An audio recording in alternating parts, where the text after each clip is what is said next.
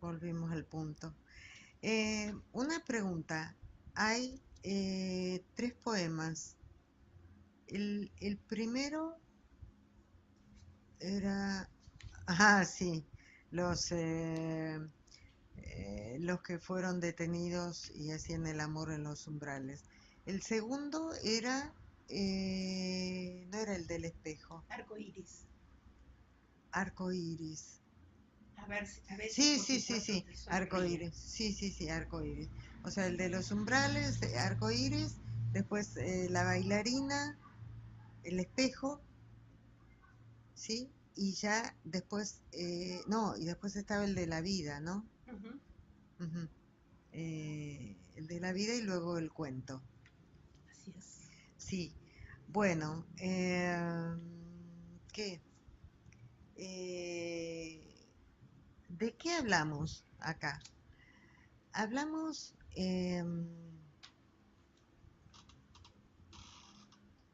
hablamos de sexo y sexualidad, por así decir. Eh, Esa es la gran diferencia, ¿no es cierto? O sea, incluso sexo, muchas veces se habla de esto como de tener sexo, ¿no? Como si fuera una función corporal, como si fuera esto de, como alguien tiene que comer o tiene que ir al baño, defecar, bueno, también es una función corporal esta de tener sexo, ¿no? Como una cosa así, eh, natural o biológica, ¿no? Una función corporal porque justamente el encuentro amoroso en una pareja, generalmente se habla de hacer el amor, ¿no? O sea, es como que lo cambia, ¿no es cierto? Eh, ¿Por qué digo de esto de sexo y sexualidad?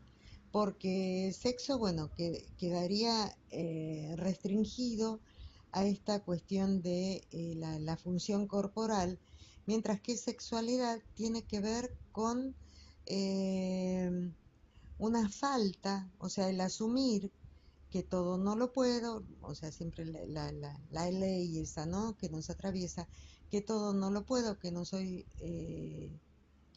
omnipotente y por ende voy a salir a buscar aquel objeto que llene esa falta.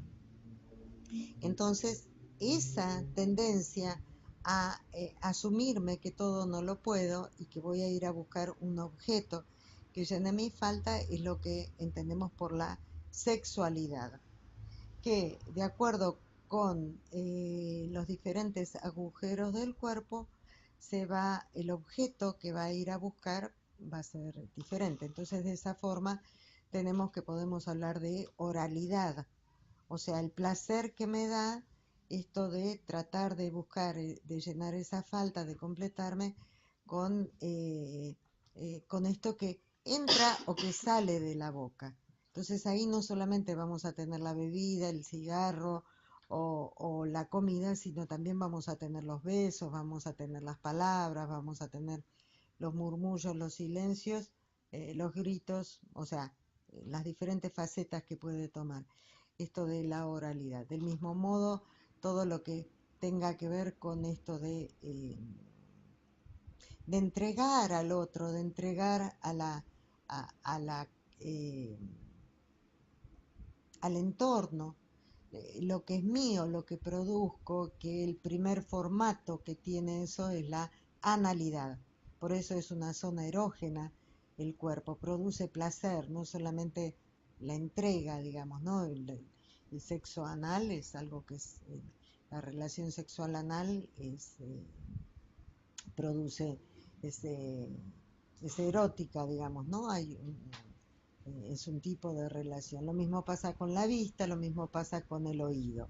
Son diferentes formas de tratar de salir a buscar ese objeto. Eh, y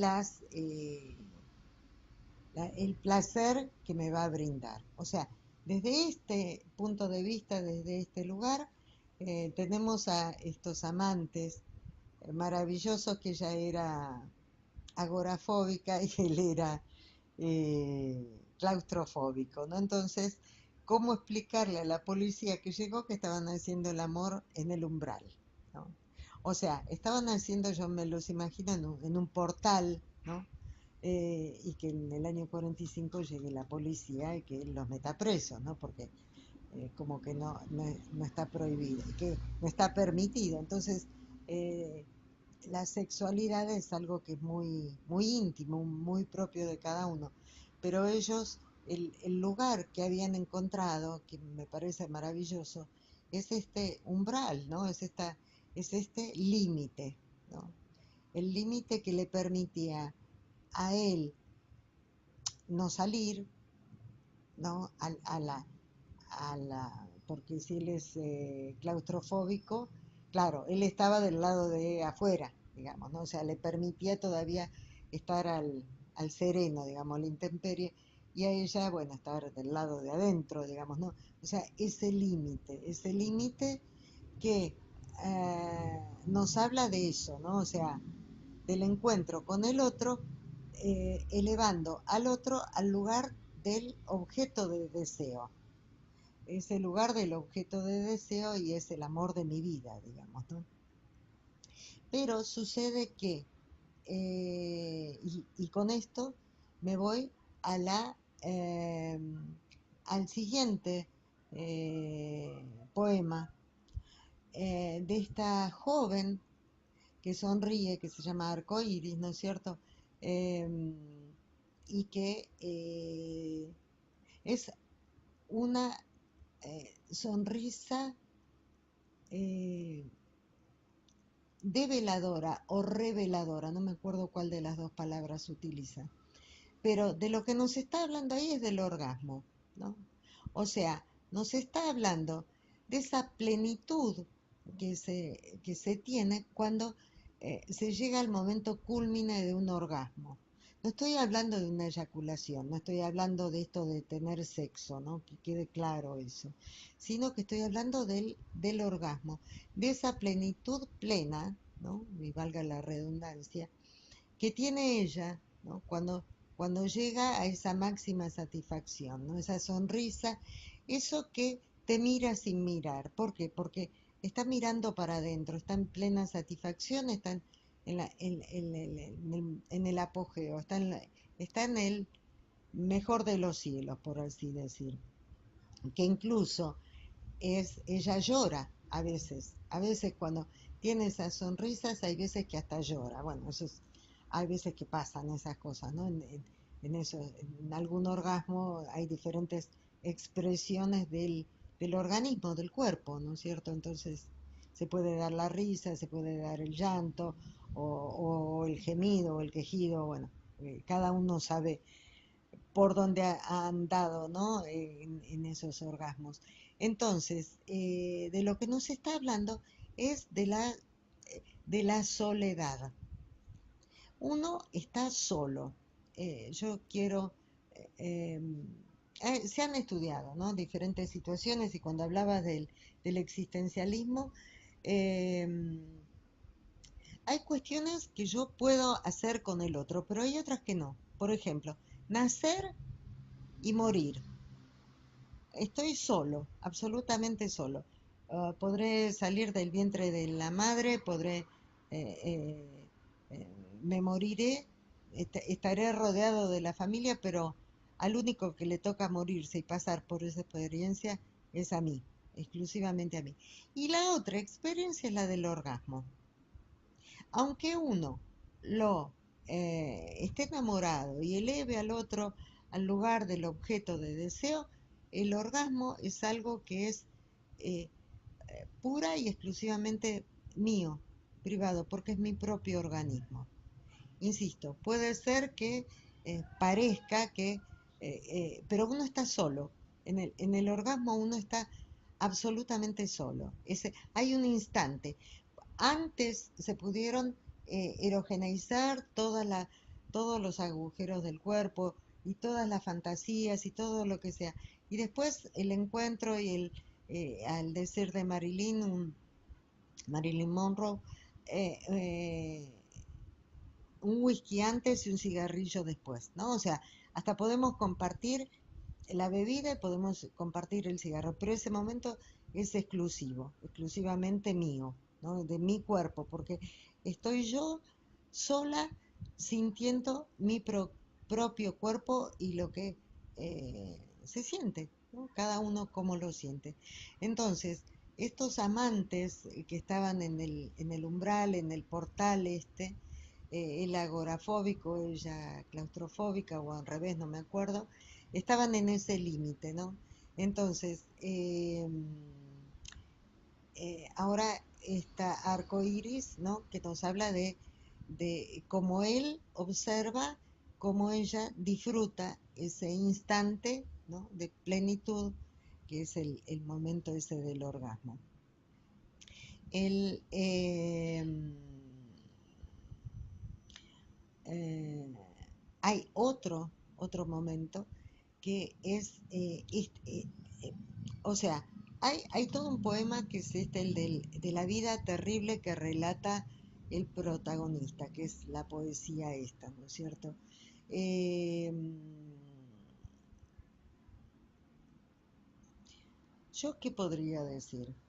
¿No? O sea, y pongámosle en términos de amor, o sea, bien vale, bien vale todas las penurias de la vida, eh, todo lo que uno atraviesa en la vida, cuando puede tener esos momentos de plenitud.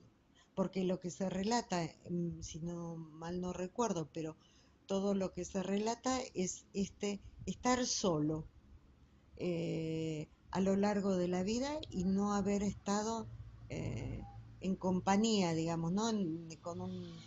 Eh, con ese, no haber conocido el objeto de deseo, me refiero, porque cuando uno en algún momento de la vida ama y busca y encuentra o ha encontrado y sabe que es posible el encontrar el objeto del deseo, o sea, poder eh, eh, estar en esa plenitud de la que estoy hablando, que, bueno, en el caso de la jovencita, no sé si era jovencita, la mujer esta del arco iris era con el momento del orgasmo y en ese encuentro, si bien uno está solo, pero encuentra eso, es una fachada, no, una mascarada, ¿no? O sea, estamos juntos como los amantes en el umbral, digamos, ¿no? Uno se tiene al otro.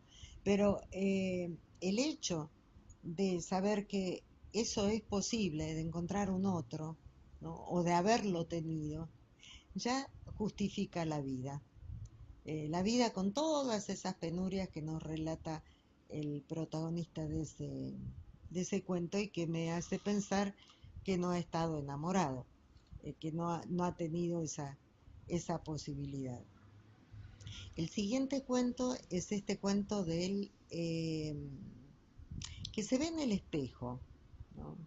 Eh, yo no sé por qué, y no sé si se dice en el poema, que es una bailarina, una bailarina una bailarina de ballet. No sé por qué yo me imagino eso, a esta joven eh, de pelo rubio frente al espejo y yo creo que es el amante el que se le acerca y, eh, y introduce su cara en principio en el cuello, en el pelo y después ya directamente, si no me equivoco, es en la vulva, ¿no? O sea, en los genitales. eh, y ese umbral, otra vez el umbral, ¿no? Es ese pasar del otro lado del espejo, ¿no? Ese pasar al otro lado del espejo, donde está es posible pensar que es posible la unión. Eh, Insisto, es una ilusión, pero es esa ilusión la que nos sostiene en la vida. Entonces, ese encuentro, ¿no? Ese encuentro de los dos cuerpos, y que a la vez es ese espejo que funciona como mostrándonos que es posible esto. El espejo que, insisto, el espejo como ese umbral de los amantes del primer poema, eh, ese umbral que es como un portal, o sea, uno pasa de un lado o pasa del otro. Y me parece que así funciona el espejo. O sea, el espejo como Alicia en el país de la frente al espejo, justamente ella pasaba del otro lado y entraba en un mundo mágico, o se quedaba de este lado y era el mundo, la realidad, digamos, ¿no? Entonces, eh, cada vez que la jovencita eh, se miraba en el pedacito de espejo que había encontrado al costado del banco en la plaza, en un parquecito donde ella estaba, era como que se transportaba a ese mundo, ¿no? El mundo eh, mágico, digamos, eh, que le permitía olvidar todo lo anterior. Eh, lo que a ella le hace, eh, en algún lado, tampoco se puede borrar absolutamente todo, porque este tipo que pasa, ¿no? Después va a pasar con el ojo emparchado, digamos, eh, este tipo que pasa y que a ella le da confianza y tiene cara de confianza, le, le, le, le, le, le instila confianza a ella, entonces decide irse con él. Eh, esta jovencita, ¿no? De 16, 18 años, no, más chica creo que decía, ¿no? 14, 16 años con su eh, falda marrón y su camisa beige. Yo no sé por qué me la imagino colegiala, o sea que está en escolar, digamos, ¿no? Una prepa, una secundaria, digamos, una escuela media, por así decir, ¿no? Durante el día. eh, y es terrible, pero automáticamente me remite a aquella película Miss Violence, que es Señorita Violencia, del autor que hizo griego, que hizo Canino, y que la película cuenta que en la crisis de la Grecia de ahora, de estos últimos años, eh, una familia, el padre, la esposa, o sea, el señor, un matrimonio con hijas y a la vez ya tienen nietas, ¿no? Y todos viven ahí y a lo que se dedicaba este hombre era a prostituir a sus propias hijas. O sea, iba y las ofrecía a, a clientes, ¿no? Y en un determinado momento lo terrible es que el propio padre viola a la hija, a la propia hija que era una chiquita, insisto, de 15, 16 años, ¿no? Entonces, la película comienza porque la hermana siguiente, o sea, la más chica, se suicida. Y no hay nadie, absolutamente nadie del entorno, me refiero ni en la escuela, ni los vecinos, ni nadie, que tome cartas en el asunto. Si bien había situaciones y el hecho de que falleciera una de estas hijas.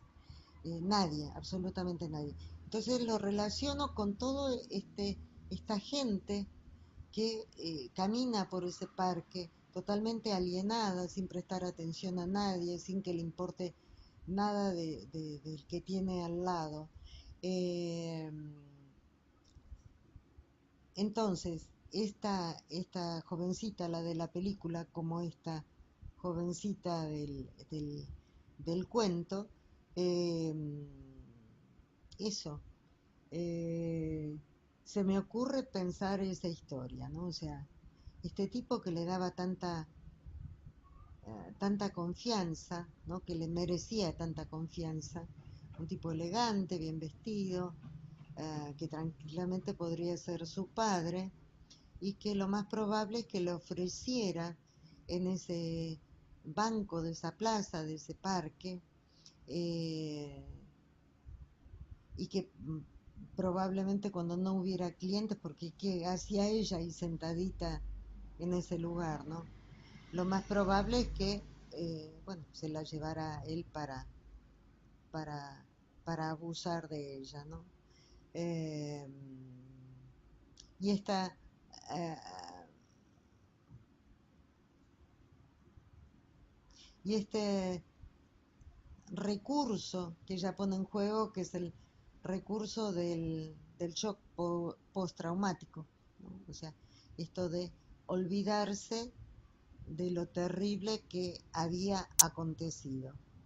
Eh, entonces, acá de lo que se trata, dijimos que eh, todo el recorrido este tenía que ver con sexo y sexualidad, ¿no? Entonces, acá de lo que estamos hablando es del abuso sexual, sí, del abuso sexual y, y del recurso imaginario que pone ella en juego, que es algo del orden de la locura. Es lo que le pasa a, a James Joyce cuando escribe Retrato de un artista adolescente, cuando este no es Melpámanas, tiene un nombre, no me acuerdo el personaje, pero que en un determinado momento él va a la escuela y hay unos chicos que le pegan, pero le dan una paliza terrible que él,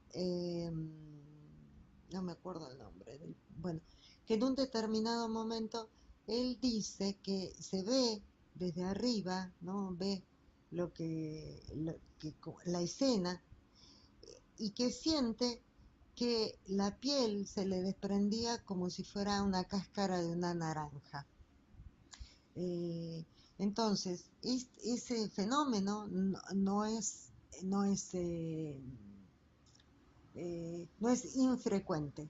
Eso muchas veces lo relatan aquellos que están es el recurso que ponen en juego en cuando los están torturando, ¿no? La tortura muchas veces se pone en juego eso y que lo veíamos con la película Revolver, esta última eh, que vimos, que la subimos a internet, la película Revolver, que tiene que ver esto de una ficción, una especulación acerca del asesino de Colosio, el candidato a presidente que eh, fue muerto y entonces, bueno, el que dicen que fue el asesino, bueno, hay toda una película Revolver muy buena que, eh, que utiliza ese recurso, porque en la película, es genial la película, porque la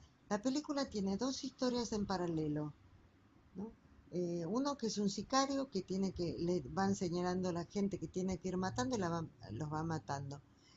Y después está este otro, el que teóricamente es el asesino. O sea, el sicario es jovencito, ¿no? Y el otro que es mayor y que trata de recuperar una vida normal, por así decir, porque bueno, él salió de la cárcel, ¿no? Eh, y hay un momento, un instante en el que se encuentra el joven con y teóricamente lo tiene que matar. O sea, es él mismo desdoblado. Y eso es lo que se ve en el espejo, cuando el registro imaginario es lo que se ve en la cámara de torturas, digamos, cuando el torturado se sobreleva, es un recurso que se tiene, que se produce un instante de un momento o tal vez de desestructuración para poder llevar adelante lo traumático que es tan terrible, terrible. Entonces esa separación del registro imaginario, que el ejemplo princeps del registro imaginario es el espejo, ¿no? Entonces uno en el espejo se ve dos, ¿no? O sea, bueno, yo y mi imagen. Entonces esta jovencita que entraba y salía y estaba en esa situación. Entonces, bueno, este último cuento creo que tiene que ver con ese recurso para superar el trauma y tiene que ver con esto, con el abuso sexual y esto del sexo, se me ocurre. Muy bien. Bueno, Yo me acordaba cuando estabas hablando, haciendo tu interpretación, de una frase de Juan Carlos Onetti, que también formó parte de esta generación del 45, y yo había tomado esta frase de él, que a partir de una pregunta le dicen, ¿pero por qué no acepta que nunca ya volverá a enamorarse? Era cierto, yo no quiero aceptarlo, porque me parece que perdería el entusiasmo por todo, que la esperanza vaga de enamorarme me da un poco de confianza en la vida. Ya no tengo otra cosa que esperar. justo lo que decíamos. Justo lo que Sí. decía. Sí, sí.